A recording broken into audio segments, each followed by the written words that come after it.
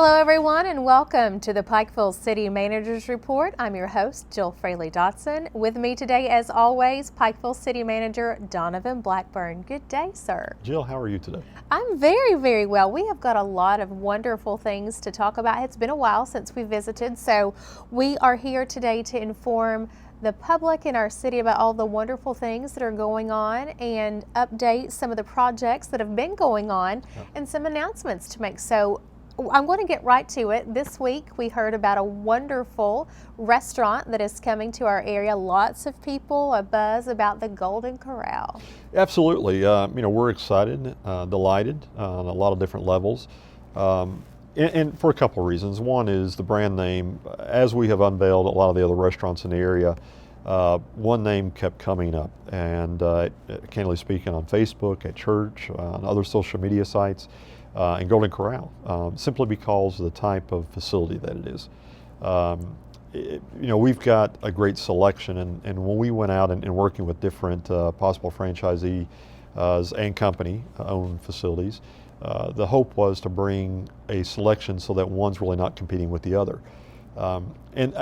There's actually, if you could put up with me for a moment, I'd kind of like to give the folks a little background, because I think it's important for the community to know. Some of the social media comments is that we've got a lot of restaurants now and retail now, and we need jobs. Some of the things we'll discuss today is in relationship to the industrial park, but we'd like to give a little background for just a moment. I go back as far as 2004 when I started with the city. Then Mayor Frank Justice and I attended an event over at the Chamber of Commerce, and the Chamber done a wonderful job bringing together several business leaders within the community with the intent of really focusing on how we can build our region as a true destination. Jill, we've talked about it before, and part of the problem is that we've got, when you look at our economic situation, it's dismal in some areas, especially surrounding counties. We're looking at ways to diversify our economy. The city has been certainly working, and other municipal bodies have also been working on trying to find ways to bring in additional industry and to diversify. But in order to do that, some of the things that we have to do is we have to really market our community. So we were kind of working hand in hand with the industrial park in trying to bring in industry and quality of life issues. So as a corporate president flew into a CEO, flew into our community, they wouldn't see us, candidly, and I hate to use the expression, but as a one-horse town. You want them to see national brands, you want them to see activities, you want them to see those things so that they have a comfort in making millions and millions of dollars of investment in a community that's going to be here for, honestly, a long time. So I go back as far as 2004 or 2005 when the city did two things. One, we worked with the Chamber of Commerce trying to really target areas of business that we needed to grow into to make that presentation, to improve the quality of life. And then also, as I said earlier, to reverse the trend. Instead of our people leaving the area and going to shop and eat at places like Kingsport, Johnson City, Charleston, Lexington, et cetera, because what's happening is the surrounding communities were going there to spend the money that they were earning here in our market. So with the work that the hospital has done in becoming a regional hospital, the work that the university and Big Sandy Technical College has done to keep people at home for education, when you look at what the banking community has done, we've had a lot of key economic drivers that have really done wonderful things to allow people to receive services here in our own region. The other piece of it is that when you come, and certainly when we went to Lexington to visit a doctor, you also went to shop, you went to eat, you made a day of it. We wanted to do that same thing here while being able to recruit industry, while working on industry. The problem is industry is a little bit more difficult than the low-hanging fruit, which is tourism and trade. So we've been working on both for the last really 10 to 12 years. When you look at the comprehensive plan that was released in 2005, and I want to read a real brief paragraph here. One of the goals was, quote, it says, the city of Pikeville and surrounding region will become an easily accessible, thriving tourism destination, recreational area, and business destination, offering a variety of cultural, natural, and entertainment, I'm sorry, I don't have my glasses on, and entertainment attractions and high quality lodging, restaurants, and shopping venues. So again, our intent was to focus on those areas that would allow us to become a thriving destination location while still looking at ways to diversify in business with higher end jobs such as the medical profession, the educational profession, the financial profession, and candidly the industrial profession. And that's our next step, and we'll get into that in just a moment. So what was the real intent was to offer selection while bringing in outside communities into our community to spend our money local. And we've been hugely successful in that. And I'm not, when I say we, I'm talking we as a region. Because when you go to the hospital now and you look at their growth over the past 10 years, but really the last 5 especially, it's amazing at the new jobs that they've created, the new professions that they've created, how many nurses and doctors and professional people that are able to put food on the table and feed their families while turning around and offering a quality of life that we've never had before. So people are able to stay home for great health care needs with expanded services because they've done so much and offering the trauma center, and I mean, it's just one that comes to mind. The same thing with the educational component. We've worked hand in hand with both the Pikeville Medical Center. We've worked with Big Sandy Telecommunication Technical College with the new telecommunication facility. We've worked with the university on helping with bonds for the First Medical Center, now the optometry school. And we've worked hand in hand creating infrastructure for not only the industrial park, but to help to grow the retail area.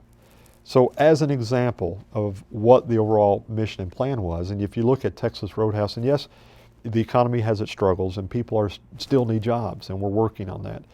But when you look at what we've been able to do with our partners, and you look at the Pikeville Commons, for example. Last Wednesday, I went down and drove through the Pikeville Commons, which you and I have talked about before, looking at license plates.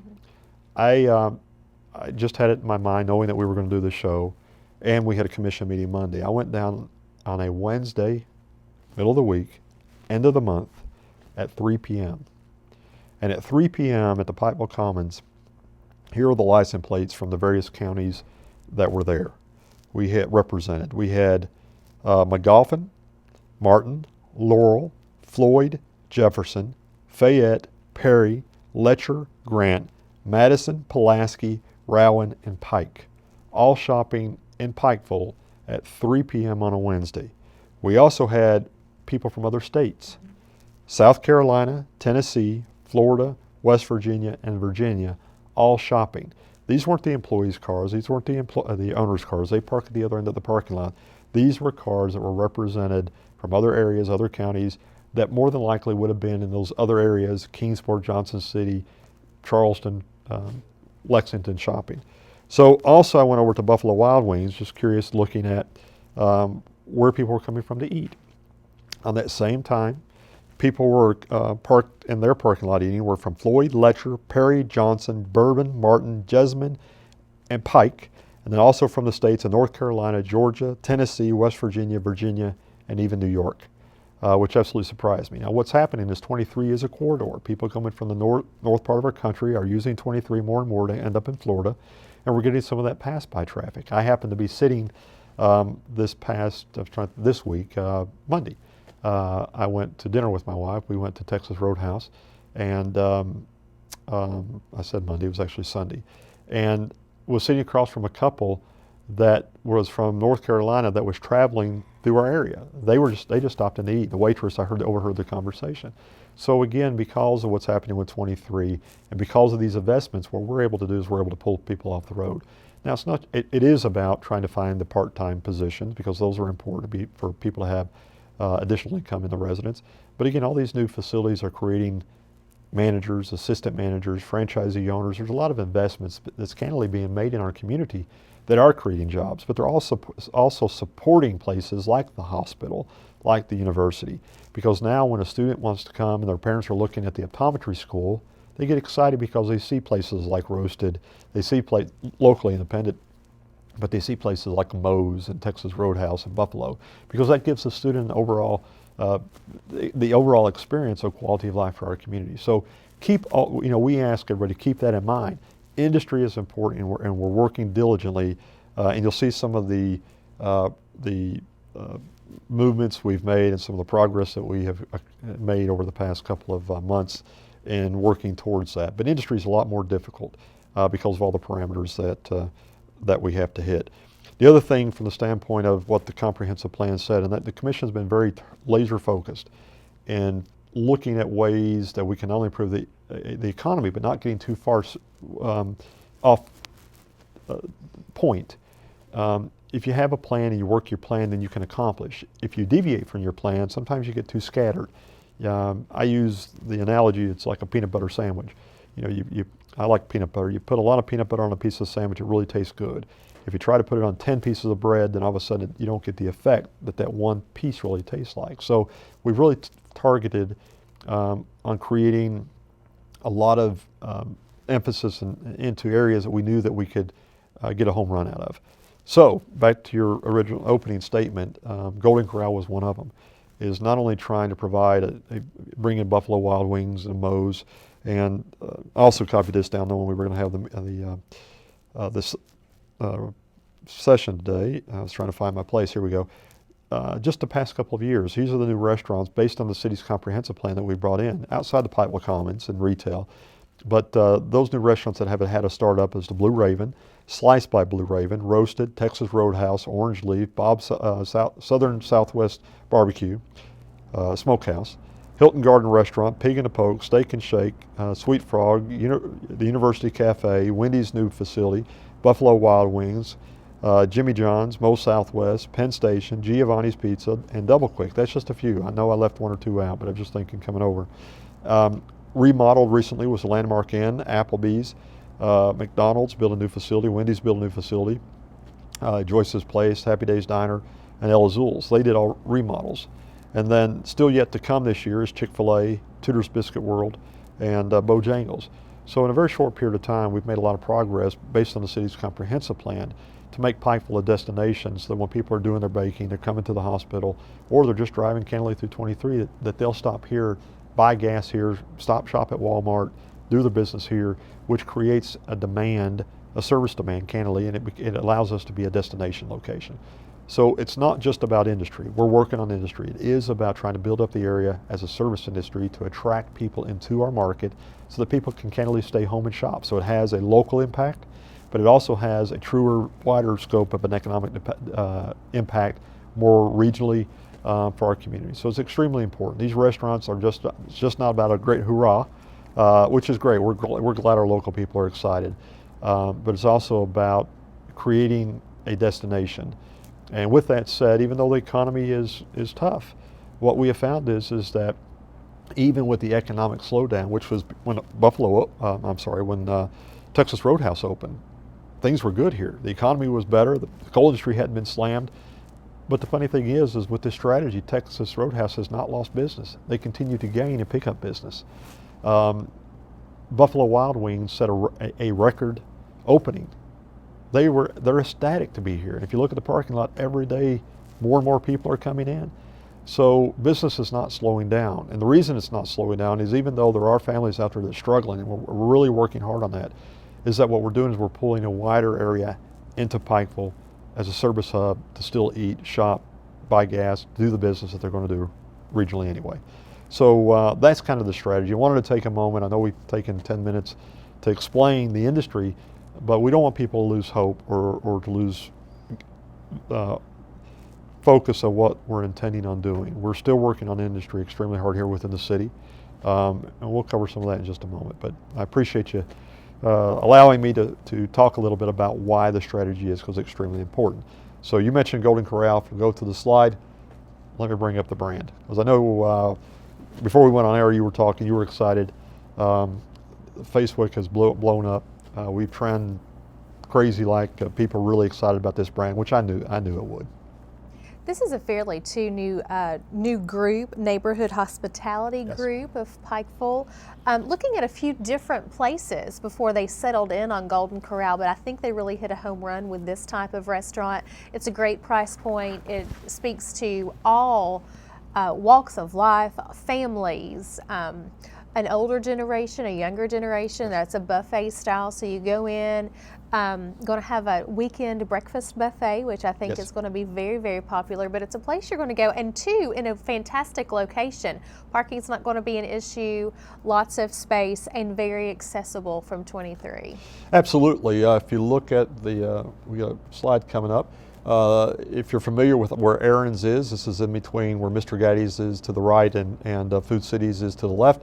Currently, People's Insurance is there. They will be moving out and relocating, but where the shoe place was there on the left. So they're going to be taking that whole area there. As you can see by the artist rendition on the bottom of the page, there'll be a facelift given, and Golden Corral will be locating there. To your point, I've read some comments on Facebook, people concerned about parking, but if you're familiar with that parking, that though Food City stays packed, everything in front of where this facility is always empty. So there's plenty of parking there. I'm sure it's going to be busy for a while because again, it has been the most requested restaurant. And the other side is to make a comment, is that understand what our role is for the community standpoint.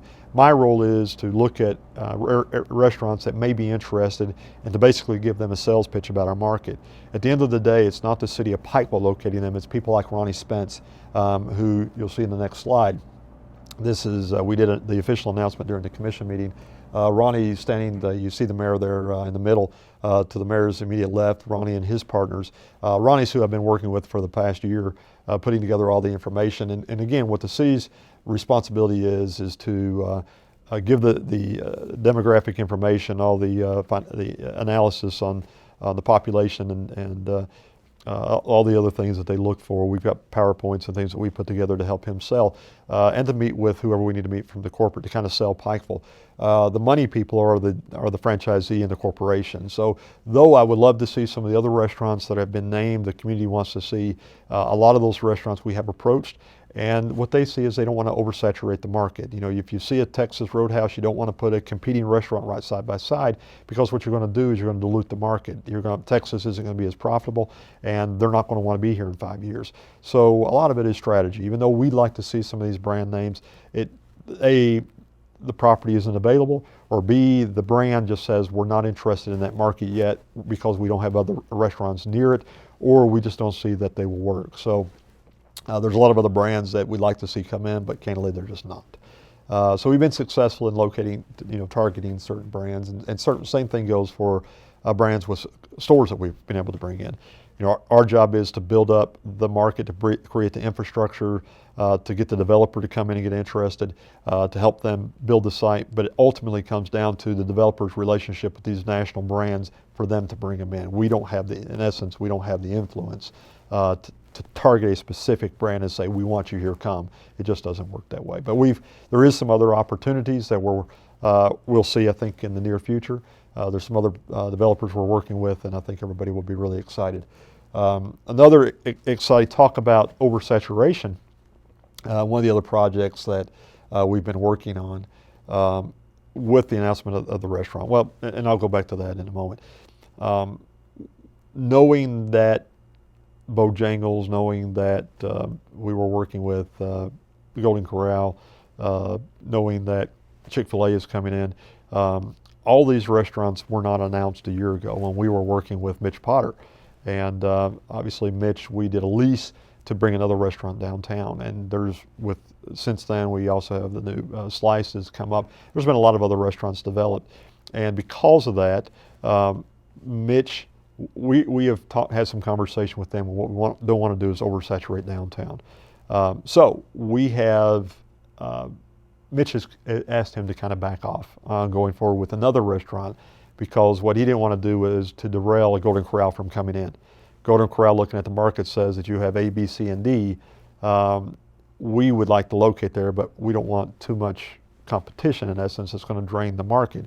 So after several conversations with Mitch, what we've decided to do is, with the announcement of Golden Corral, is to also look at that facility, which you see on the screen coming up now, because the trouble with putting an Irish pub in this location is the seating would only be for about 50 to 60 people.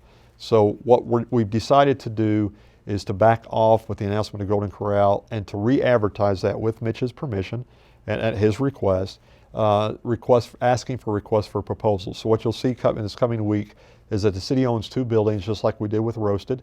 We're going to put these buildings out for people in the market to submit proposals to us and what business that they would like to put into these facilities. So that the house at the bottom of your screen is actually located at the back of 2nd Street, right behind City Hall.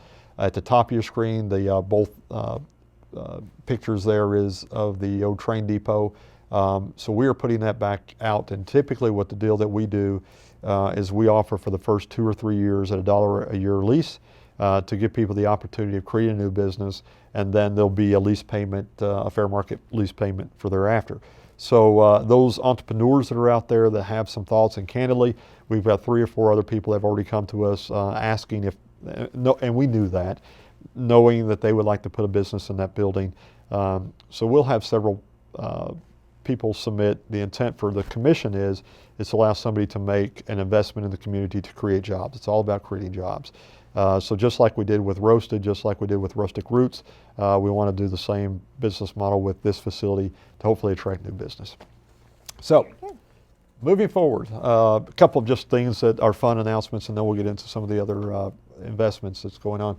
If you look at the screen, we had a fun day yesterday. I had the opportunity to bring in Congressman Hal Rogers in and entertaining him for most of the day yesterday for the announcement of a new statue that was erected. Both Governor Patton and Congressman Rogers gave great tribute to Greg May with UMG.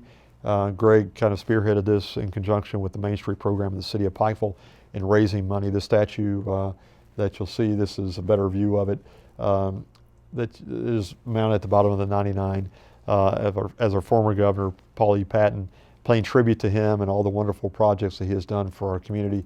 So it was a great privilege to be part of helping bring the statue to Pikeville. I will say that this was done 100% by private funds. Government funds were not used for this, even though with, for example, the statue of Mayor Hamley was done by all public funds, to where this statue was not. So, and it was fairly easy to reach out of all the lives that Governor Patton has touched in one facet or another, for people who want to write checks to give great respect to somebody that's made a tremendous difference and left his footprint, not only through the state of Kentucky, but more specifically through here in Pikeville and Eastern Kentucky. In his remarks yesterday after the statue was unveiled, very humble, very proud, very thankful, and he made the comment, as he often does, he's very comical sometimes.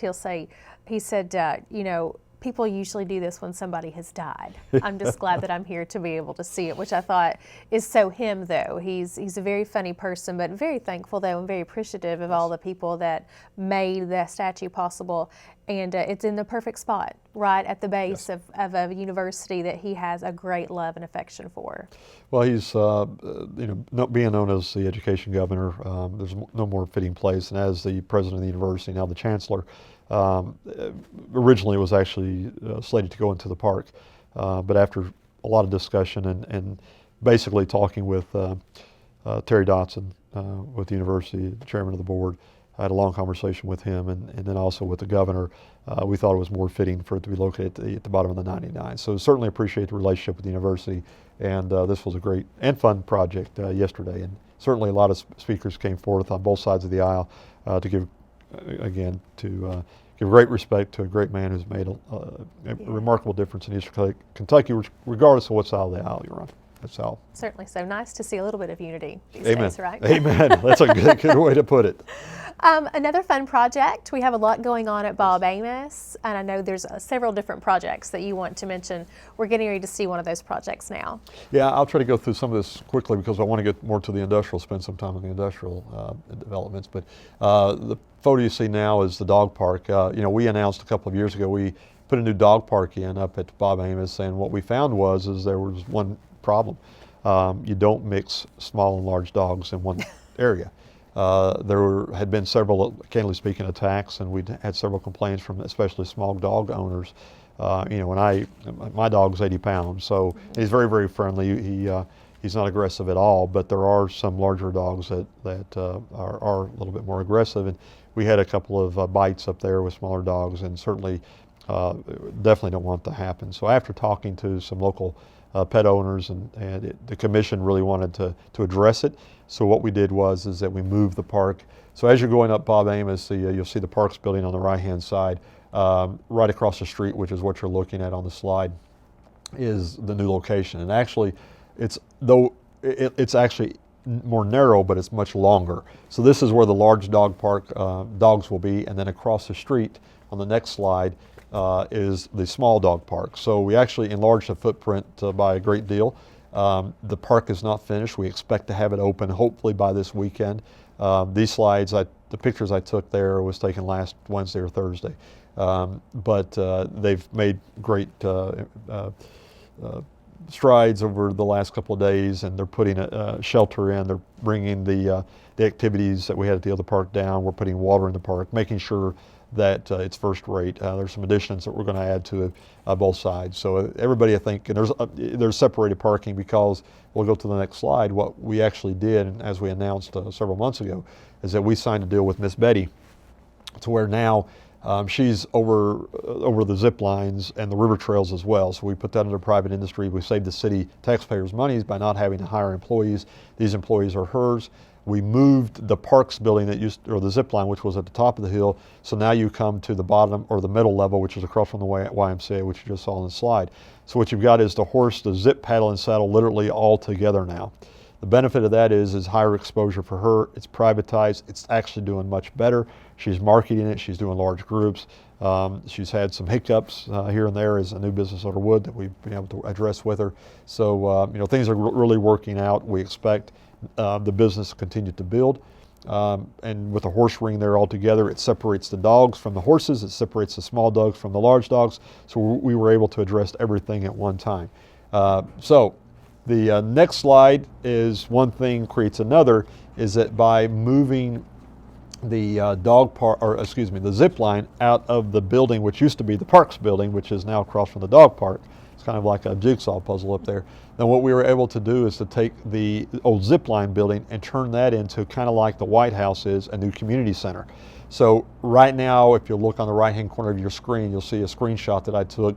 And this is of the city's website. As you look at the top, it's www.cityofpikeville.com.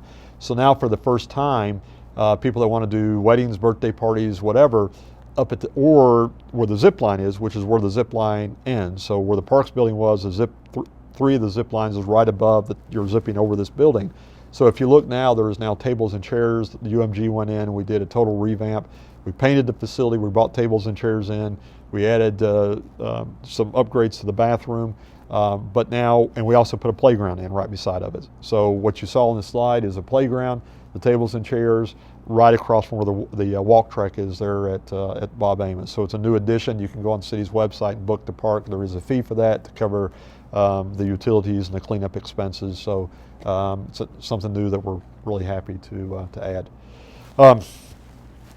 So going into, we started talking a little bit about, Jill, the industrial park. The industrial park is a whole new animal. We've been working on this plan for 10 years, but really hard for 2. So it hasn't taken us 10 years to get there. We candidly had to buy the property. We had to wait for the mining to be completed. We had to wait for the state to release the permits from the mining. Basically, 3 weeks before the permits were released, we were actually up there starting to build the road. We've been all over this project. The problem is, going back to industry, is that it's kind of like the Pikeville Commons. Is why can't you put a factory where Pikeville Commons is because factories won't locate beside of houses and retail. We've had that discussion. There is a checklist now that we're into this business that was created by a company that's experts in this field, by Insight, that said these are the things that you have to do to create industry. You have to be a mile away from any residential areas.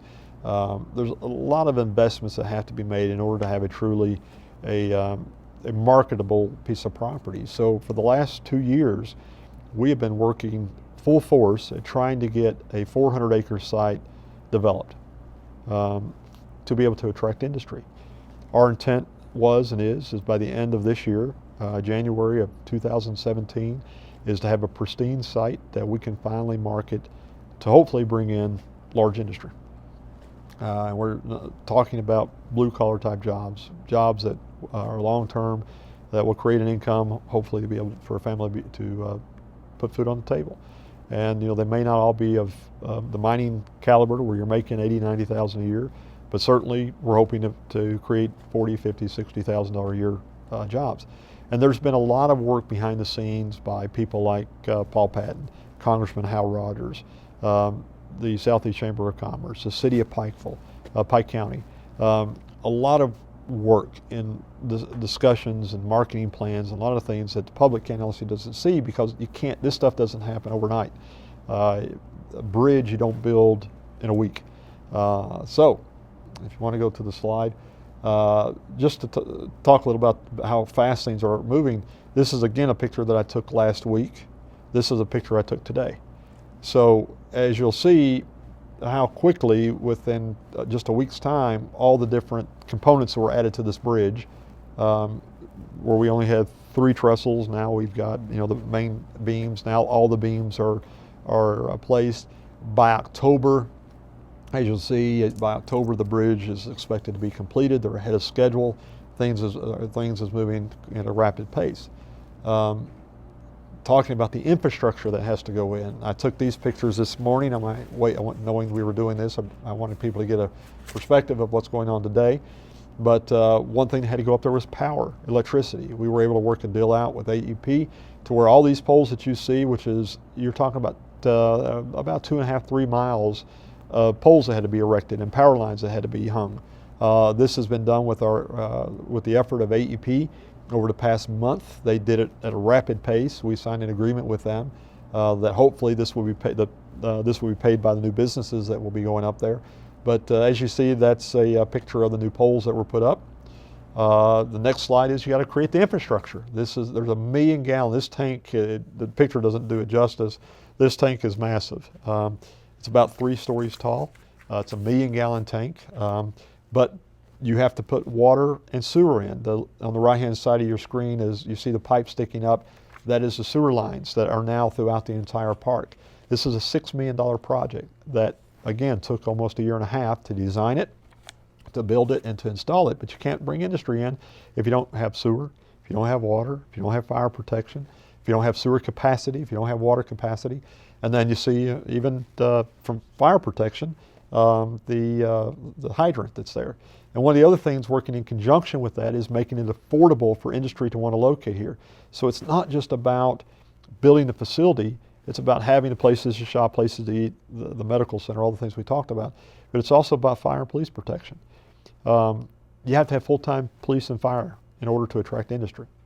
The other thing that you have to have is and one of the things that I'm very proud to announce, very, very proud of my police and fire department. These guys, Jill, it's unbelievable what they do for us. The police department got accredited, they're a state accredited department. The fire department, we just announced a couple of weeks ago, lowered the City of Pikeville's ISO rating. And there's a huge, huge task. Our ISO rating was a 4. They got it down to a 2. For a rural area, that is unheard of. We are working diligently, and they're working diligently to get us down to a 1. There's a lot of work that has gone behind the scenes of standard operating procedures, equipment that we have to buy, certifications that have to be done. But that's important because when an industry comes in as building a $30 million building, their insurance rate on fire protection has to be at such an affordable rate that why do they want to cut? You have to give them reasons to come where there's no interest rate. There's no things that they're normally used to. We have a workforce that's second to none, but we've got to give them reasons to come. An ISO rating is one of those reasons. So we were able to announce a couple of months ago that our ISO rating fell all the way down to a 2. That is a huge accomplishment. That not only benefits our intent of marketing Pikeville, but it benefits our existing businesses and our existing homeowners, because what you'll see is a reduction in your fire insurance because of that certification. Some of the other things that we're working on from a marketing standpoint is on your screen now, is our partnership. And one of the things that Southeast Chamber has done is by creating One East Kentucky, which is being funded again by all private investment. But Chuck Sexton has been hired. We've got a partnership with him. Chuck, for example, was up in Canada last week marketing the region, talking to the auto industry about subcontractors, creating opportunities for people to locate within a region to build parts for the auto industry. That's just one.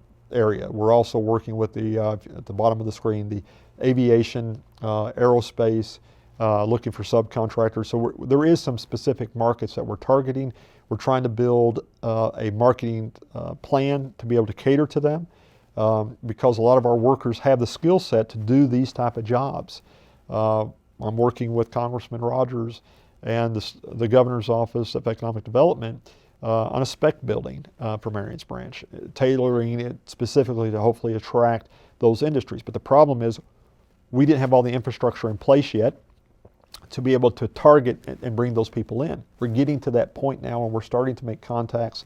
Senator Jones, we've got a meeting set up next week with some of the automotive industry out of Japan. Not that we're going to get a Georgetown type facility here, but if we can get those that would look at us to manufacture parts for Georgetown, that's where our niche will be. So there's a lot of work going behind the scenes right now. It doesn't happen overnight. The community, unfortunately, is going to have to be patient. We thought we had time. We didn't know what was going to happen until the coal industry happened like it did. So we've ramped it up. We're working hard.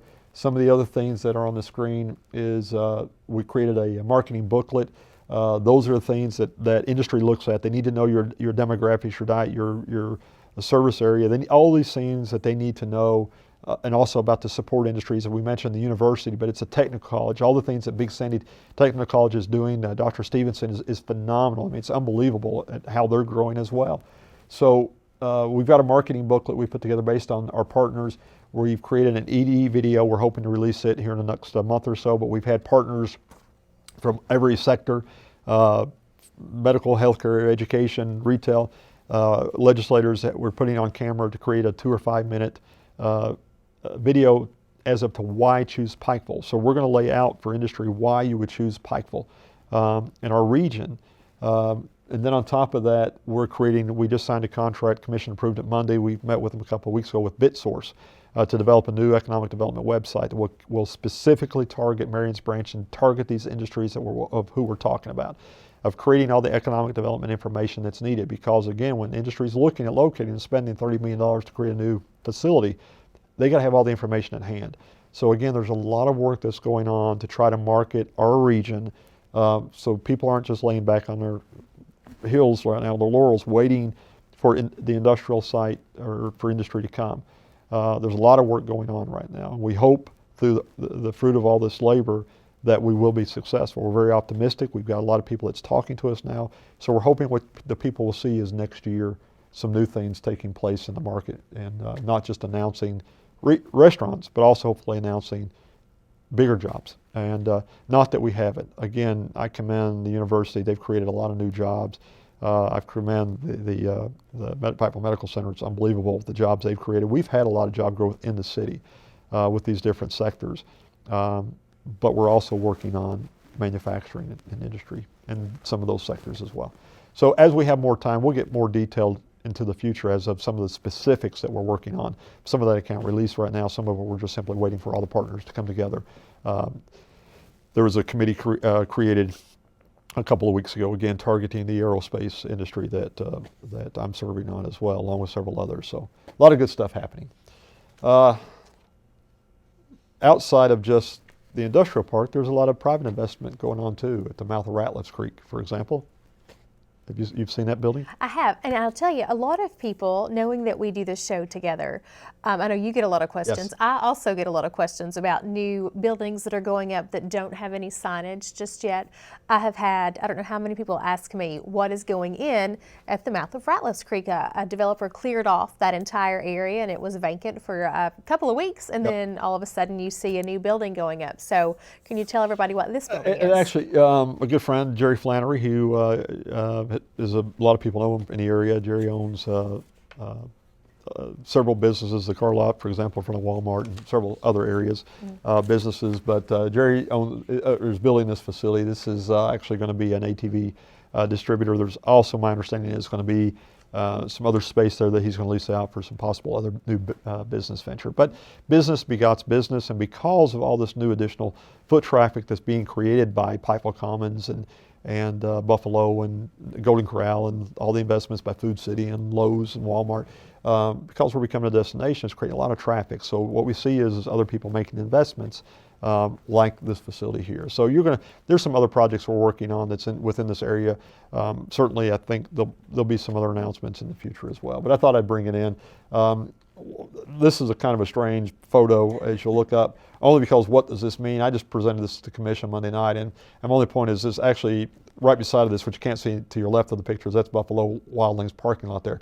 But this is where Bojangles is going. A lot of people have made the impression that Bojangles isn't coming because they haven't bought or started building yet. Bojangles owns this property. The franchisee, they weren't slated to build this until fall of this year. They actually bought 4 locations, a couple in Huntington, Charleston, and Pikeville. So they're doing the Charleston, Huntingtons first. Pikeville was slated for the fall. So on that piece of property that I just showed you, you'll see a Bojangles going up sometime fall of this year. This is another structure that I mentioned to you, and I drove past there, like with the bridge. I drove past last week and I saw just beams on the sides. And then today you showed me this picture before we began today, and the roof structure is already completed. This is going to be the Pikeville Pavilion, Yes. which will house our much loved farmers market, and we'll have space for several other things to happen there. But I tell you, the farmers market is such a busy place on Tuesdays and Saturdays. With this new facility that they are going to be able to use, the location is fantastic, but they're going to be able to bring in so much additional space for people to bring their fruits and vegetables, bring their handmade crafts. And it really, I believe, just like with everything else, it's a destination that we have, this is going to be one more destination that people are going to come from other cities and other counties away to utilize this structure. You're spot on. I had the opportunity of going to the farmers market, not this past weekend, weekend before that, and it was just absolutely, it was amazing. You can barely get in there. Literally, you can't get in there. We had to wait for a parking space to open or had to park all the way at City Hall. That was our options.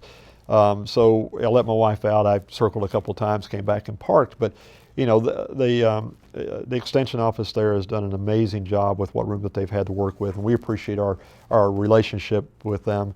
Charlie and Joyce Pinson is amazing, and they've got a lot of partners too. But what you see, and again, if you go to the slide, what you'll see with this slide is this picture I took last week, along with this picture I took this morning. So again, you see how quickly this is going. The pavilion will be completed by the end of the month of August. Trying to think of what today is. We're approaching soon into August, but it's slated to be completed by the end of August, which we'll have a grand opening event with the farmers market. But as you said, it will be utilized for other events, tailgating events. We've got some other things that we will be working on. But I'll also mention that this is just phase 1. We were blessed enough to get another grant for phase 2, which will start at the completion of this phase. So phase 1 is the long structure that you just saw. Phase 2 will actually come off the center area, the higher roof area, which is the open pavilion. There'll be another leg of it that will go towards running parallel where the swimming pool is. So we will almost double our size with a phase 2. We've been given a commitment through the tobacco fund settlement funds, the people that manage those funds, that once we get this phase, if we can show them the utilization by the farmers market, then they will grant us another grant of $150,000 by the end of this year. So with the grant that we just received through SOAR to expand this market, we have another $100,000 already committed. We'll generate another $150,000 through that. Then we will be doing phase 2 at the completion of phase 1. So this is going to even grow past what you see right now. So we're really excited about what you see and what this is going to really grow into. Let's tell people quickly where this is located. We failed to do that when we started showing the slides, because I mentioned that it's a great location, very visible from US 23. So give an update where that is. This is if those of you that grew up in the area like I did, this is the old WLSI property. It's located right behind Hamley Complex and behind Community Trust, right off of 23. Great location for people wanting to travel either the bypass to come through the Bowles area, or if you're coming off of 23 to turn off there at Community Trust Bank. And the grass area there will be gravel, to be a huge parking lot. So this is going to be another asset to the community, and it's an economic driver. Our local farmers, from a safety standpoint, they'll be able to grow it and bring people off the roadside sales into the farmers market and have really a community gathering per se. Because agriculture is really growing in our market, and it's amazing, especially with the movement of buying local, buying fresh, people getting out, getting healthy and walking. And shoot even those that are Pokemon and can even come down. That's a whole new issue I won't We even ran get into into. each other the other night Yes, we when people did. were out, playing or searching for all the little Pokemon everywhere. It's something I don't understand, but the kids love it and they're moving, and it's a great opportunity for families to get out and walk around the city. Hundreds and hundreds of people. Literally, I everywhere. love the charging stations. Luckily, we had outlets on the poles in the Yeah. pavilion in the park because you see the kids every night over there and they're having fun. We just ask them to be safe, watch for traffic. Absolutely. Don't walk out into the street. The next slide that we're going to see is of the Pikeville Pond, which is a much, again, loved place. You see everybody down there, except for the past few days because it's been so hot. Can't get out and really been fish hot. then. But love seeing people get out on the pond in their kayaks and their john boats and everything. Again, leaning back to the fitness craze that's going on in our community. But some work being done at the pond. There is. A lot of people have asked, so I threw this slide up. We have a gas and sewer line that's being relocated to improve. So if you see the work going down on the pond, nothing's going on with the pond other than we're just putting a new utility line that was already there that had to be replaced. So H2O is doing that project for us. I will mention, and as we get into the slide, I got a slide of it, we are doing a cleanup project for the pond. It looks good already, but once a year we like doing a cleanup project to involve the community. We've got some volunteers who want to come out. So if you're interested in volunteering, we're doing it in the first week of August. We're going to be doing cutting some weeds and picking up some debris and just making a wonderful facility even better. So that's going on. This has been another topic that we're going to see next. Everybody's really excited about a restaurant on this particular end of Hambly Boulevard because it's the first exit that we get to coming into town. This will be the new Tudor's Biscuit World. Should be open fairly soon. It's scheduled to open the second week of August, so pay attention to Facebook. I'm sure there'll be some announcements. Again, the developer that's doing this is a great guy. This will be a hugely successful facility. It's in a different location than we're normal. It's right off the Cedar Creek down by Lorraine Street on the other side of the backside of the transportation cabinet, if those are familiar, right across from Fields Way. So it's, again, Mike, with my boys, love Tudor's. You have to go to South Charleston. I think it's the closest one now. South Charleston and Huntington. So that's a great facility, something different. Again, to give the people down towards Cedar Creek a different choice. It'll be successful as well, so excited. Certainly will be.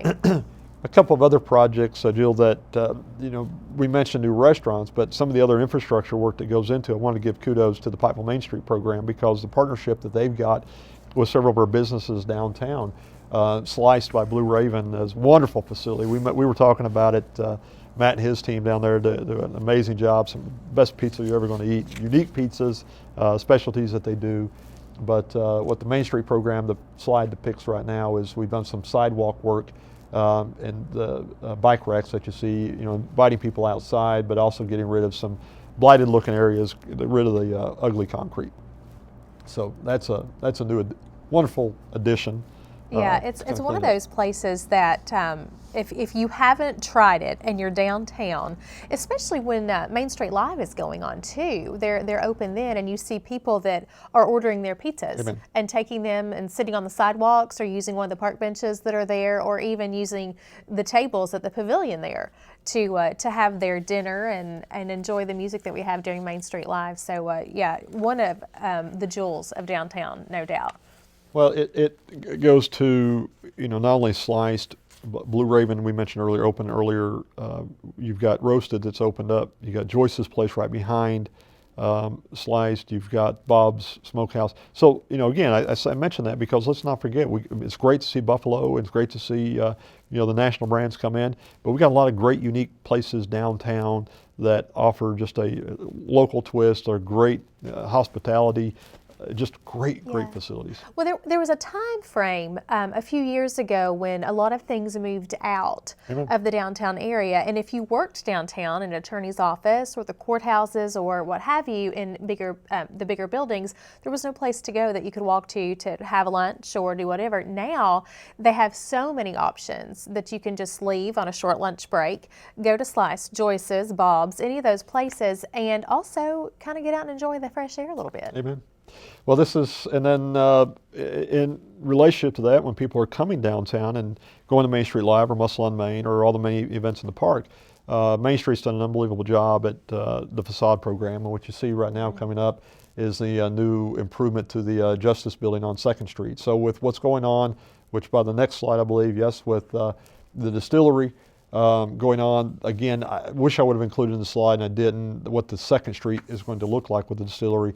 Again, I get a lot of questions about, is the distillery slowing down? Again, no. If you go back and you look at the announcement that Dr. Lyons had when we did the groundbreaking, the distillery is not supposed to open until spring of 2017. Most of the work that they've had to do is in the soil. So if those what will recognize, you see this huge mound of dirt, and then it's gone. And then you see a huge mound of dirt, and then it's gone. And then you see a huge mound of dirt, and then it's gone. It's the reason you've seen that is what the process they've had to do because of the heavy vats that they'll be putting in these copper huge vats is to be able to support that weight. So what they've done for the past several months is to drill the dirt out of the ground, put it in a pile, bring concrete trucks in, and put concrete back into the ground, creating these huge, massive pylons, a couple hundred of these pylons that they've had to put into the ground.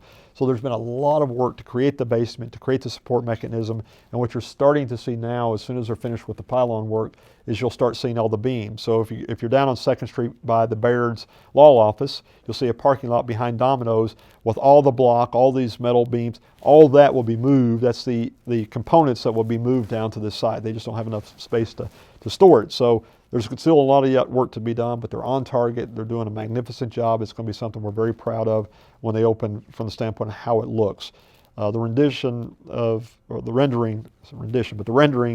that of what's going to look like 2nd Street and on Main Street is absolutely phenomenal.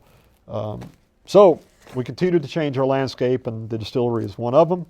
And I'll tell you, the other change in our landscape, if you drive down Hamley Boulevard, again, it's one day there's seemingly just concrete walls there. The next day you drive down and you see this, which is going to be our brand new optometry school, going to be one of the most beautiful buildings that we have downtown with a glass frontage.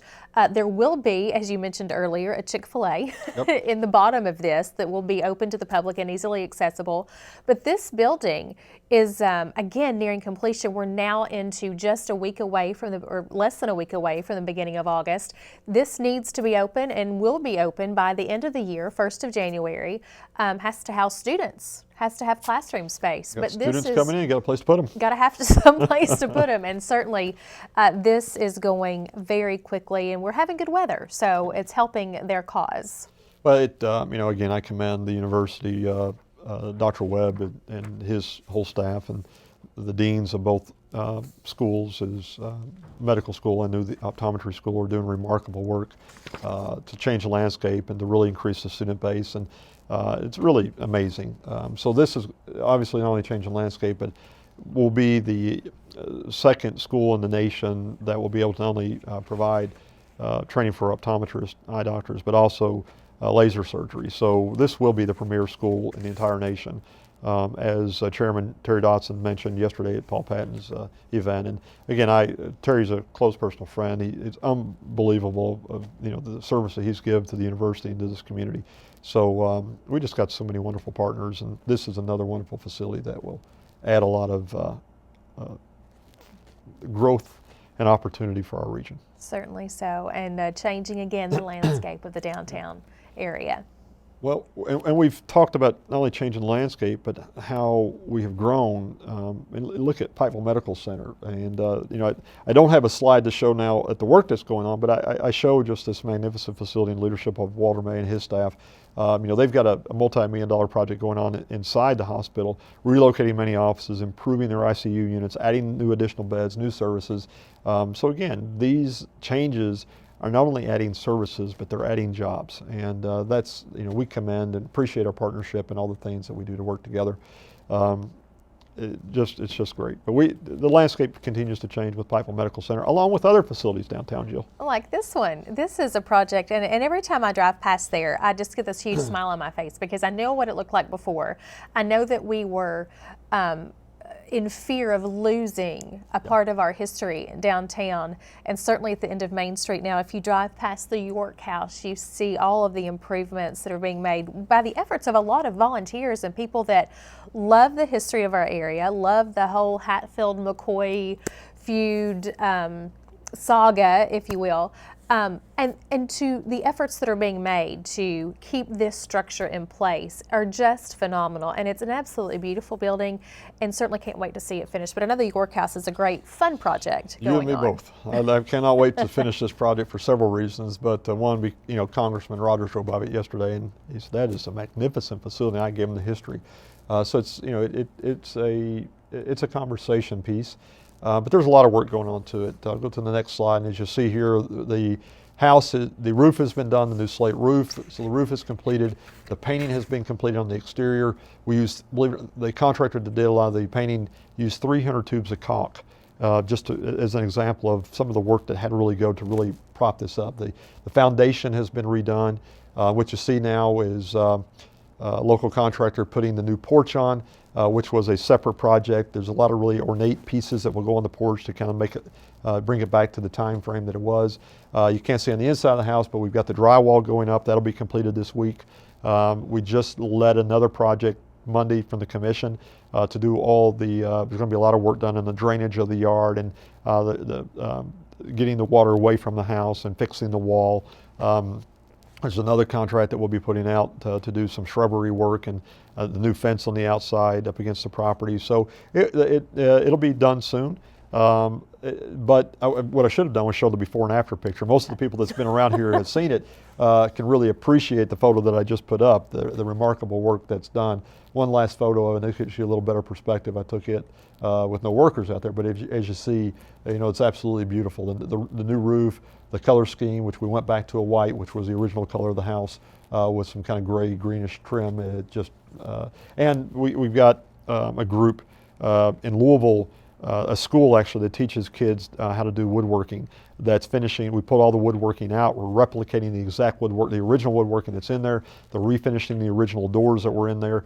The windows are the original. So there's a lot of historical components that we have been able to salvage at a lot of it no cost, and a lot of it very minimal cost. So we're going to have very minimal costs in restoring this thing because, as your point was, like our partnership with Lowe's Home Center has been amazing. So, and what you see on the screen right now, it's not a fun slide, but this is kind of the overview of all the different projects that's ongoing right now with the York House.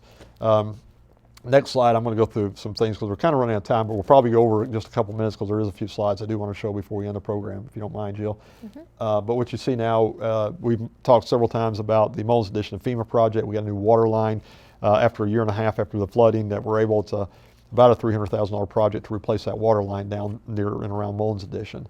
I'm going to flip through a couple of these slides real quick to kind of cover these before I get to the overall slide.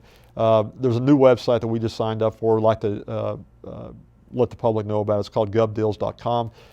Municipalities, when we declare property surplus and we want to sell this property, we can't just sell to an individual because we get that request all the time. You've got an old police car, can you just sell it to me? We have to actually put that out to auction, to bid, to allow the public 7 days if anybody wants to bid on it in a fair and competitive bid. So that's what we do. And traditionally what we do is we put all this old stuff that we have that we're going to get rid of, we store it the hollow up at UMG's office on Island Creek, and then once a year we'll have a big massive bid. But govdeals.com is actually a website where we can put this product online as we get it. So we just want to draw the public's attention to that you might want to put this website on your pull up the app or put it on your home screen at home and look at it. So when you see things like fire trucks, police cars, desks, filing cabinets, things that we would normally hold, we'll be able to put on the site, and the public will be able to bid on them on almost like an eBay type deal. You mentioned the pond cleanup earlier. The date for that will be August 6th. Thank you.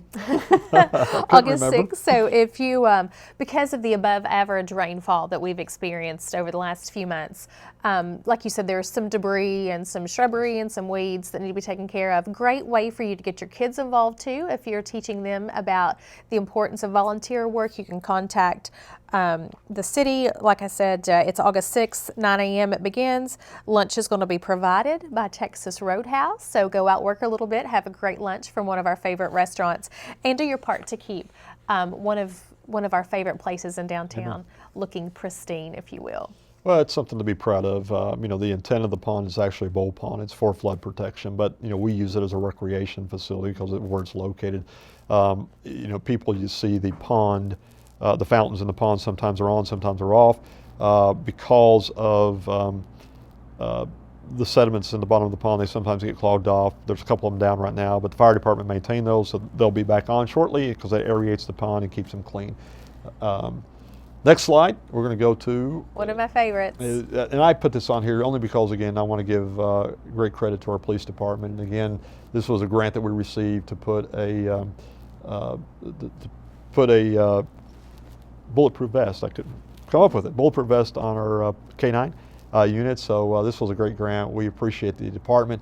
You know, obviously there's a lot of things that's going around the country these days about police departments. And when you look at, you know, we've got a top-rate department that's accredited. That, you know, there's an article in the paper here lately about, you know, some of the emotion that our department has. You know, just want to say these guys, for what they're paid, for what they put up with, and what they do, and how they protect our company, how they are involved in our community, I'd put them against any in the country. I mean, I'm proud of our department, proud of these guys, police and fire.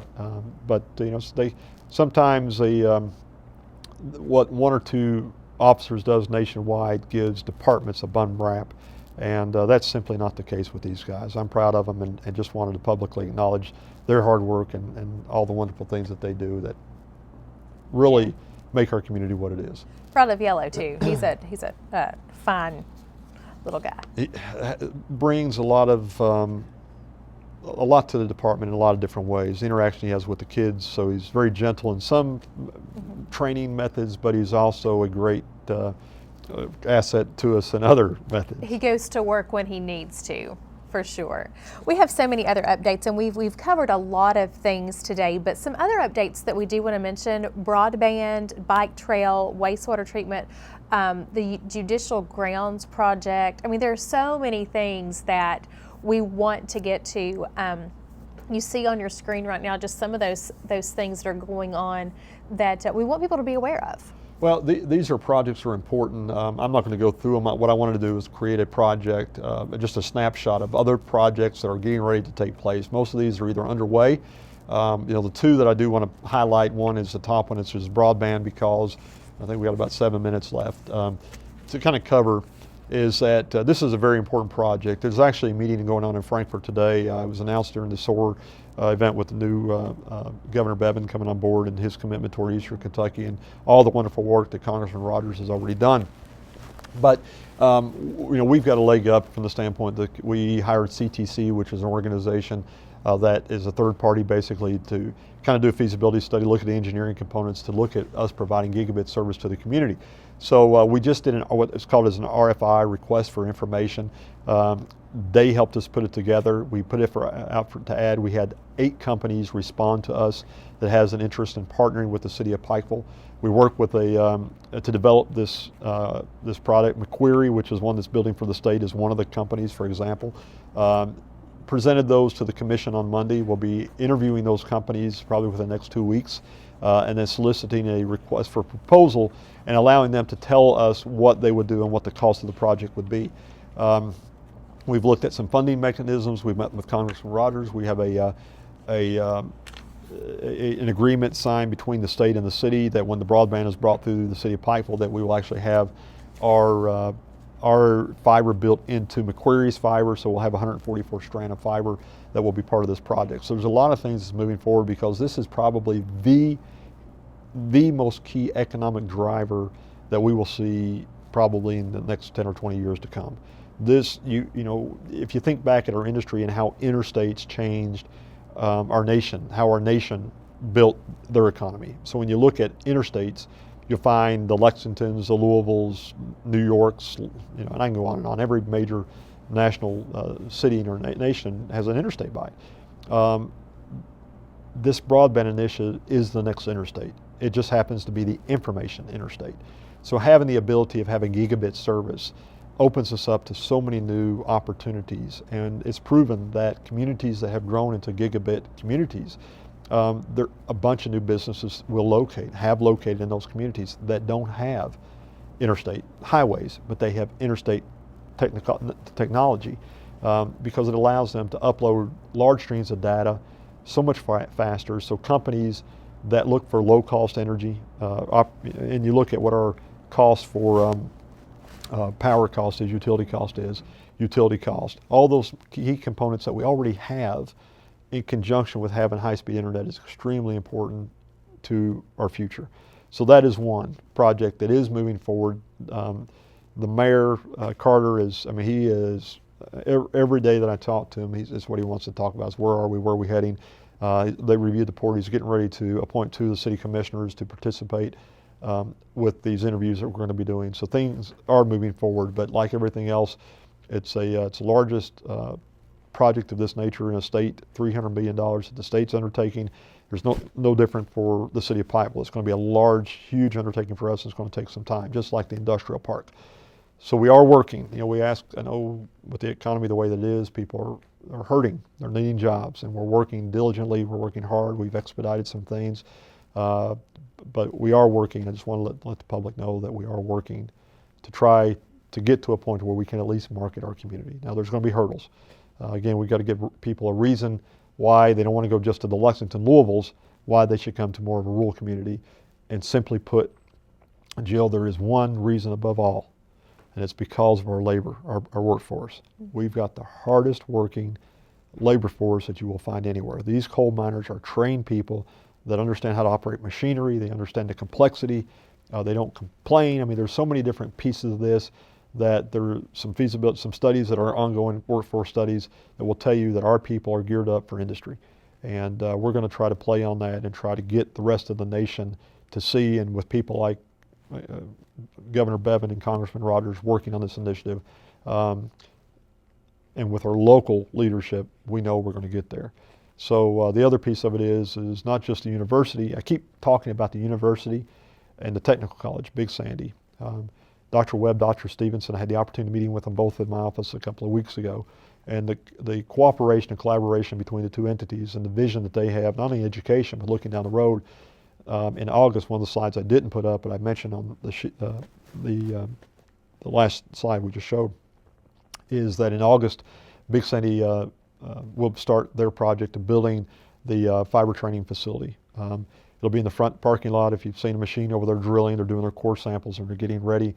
But Dr. Stevenson has got a great plan, and he's working hard to get that facility up and running. That's an important facility, because when you look at statewide what's going to happen with this main trunk line, and as other communities develop, they're going to have people that are trained in this type of technology, of how to splice fiber and how all this goes. This facility is where it'll be a state-of-the-art facility. That's where they're going to be sending people to for their training. And it's also important for us to be able to show industry that have a background in technology that we need a training facility that can help train our people. That's why this thing's being put into place. So there's a lot of things that when you pick up the paper or turn on the news, and I commend our local media sources, all the wonderful reporting, but it's not just about opening a restaurant. It's about preparing our community for what we need to really market towards, and that's where we're heading. A lot of information in a short amount of time, I'm as always. Out of breath.